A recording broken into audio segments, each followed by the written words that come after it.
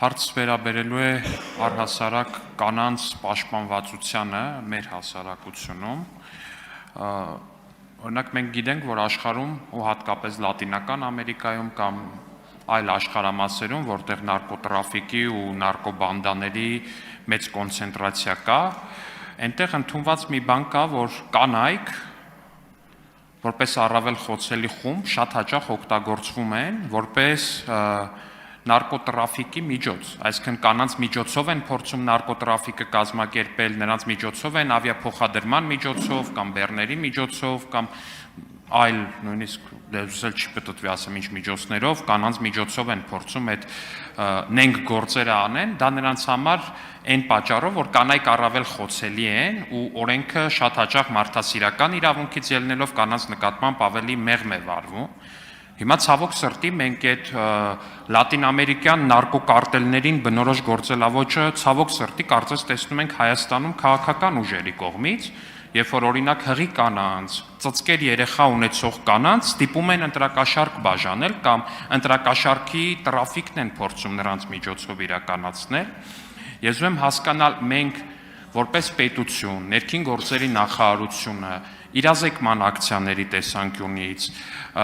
թեկուզ նախաքննական փուլում, կանանց թեկուզ գործուն զղջալու միջոցով, որպեսզի նրանց համոզի, որ սիրելի կանայք, եկեք դուք համագործակցեք քննության հետ եւ ազատվեք պատասխանատվությունից, օրինակ չգիտեմ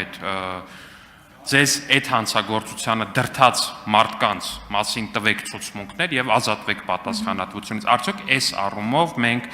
համապատասխան քայլեր կատարում ենք, ու արդյոք մենք պատրաստ ենք այս նարկոկարտելներին բնորոշ գործելավոճից պաշտպանել մեր կանանց։ Շնորհակալություն։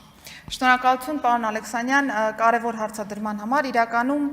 երկու հարթությունում է աշխատանքը ըստ էության դիտարկվում։ Առաջին իրավապահ համակարգի ռեակցիան այդպիսի դեպքերը բացահայտելու տրամաբանության մեջ, որովհետև պիտի ընդունենք, որ Հայաստանի Հանրապետությունում չի կարող լինել այնպիսի մի հանցագործություն, այնպիսի մի սխեմա,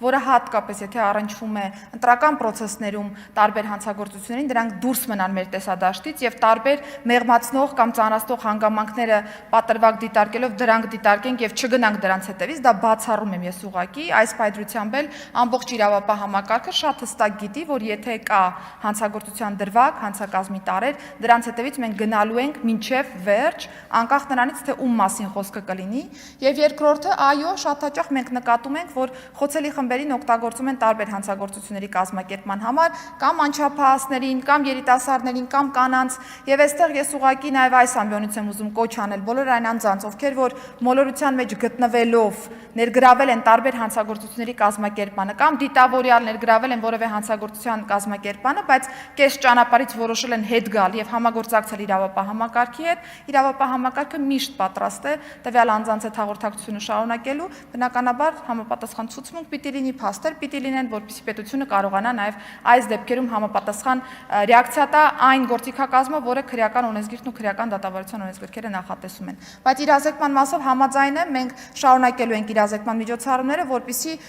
որևէ անձ, ով որ պարտադրված ներգրաված է որևէ process-ում, իմանա ընկալի, որ պետությունը տալիս է դուռը, հնարավորությունը ազատվելու այդ ամբողջ գործընթացից, բայց համապատասխան վարքագիծ է պետք իր կողմից այս տեսանկյունից։ Ունեք արձագանք, համեցեք։ Անչափ շնորհակալ եմ ձեր արձագանքի, ձեր պատասխանի համար, տիկին նախարար, կարծում եմ ամեն ինչ ասեցիք, ես միայն իմ կողմից կարող եմ ավելացնել, որ սիրելի կանայք, նույնիսկ եթե դուք հղի եք կամ ծծկեր երեխա ունեք ու ձեզ պարտադրում են ինչ-որ մի հանցագործության մեջ մտնել, ուղղակի նայեք, արդյոք այդ պարտադրողների ընտանիքի անդամները իրենք այդ բանը անում են, թե չէ, չգիտեմ, օրինակ ինչ-որ մի օլիգարխ կուսակցություն է բացել, մի հատ նայեք, նրա մերձավոր հարազատները, որդին, եղբայրը, եղբոր տղան, ինչ-որ մեկին կներեք բառի համար, տելևիզոր կամ տելևիզորի փող տալիս են, թե չէ, եթե չեն տալիս, ցանկալի է դուք էլ ձեր ծծկեր երեխայի մասին մտածելով չտաք, որտեղ ակնհայտորեն ձեզ փուրն են տալիս, որպեսզի իրանց ընտանիքի անդամներից ոչ մեկի դա չկպնի, հետո մի հատ էլ ձեր կալանքը կամ ձեր ազատության սահմանափակումը օգտագործեն որպես լրացուցիչ քաղաքական գործիք։ Շնորհակալ եմ ձեր պատասխանի համար եւս մեկ անգամ տիկին նախարար։ Ձեզ շնորհակալություն։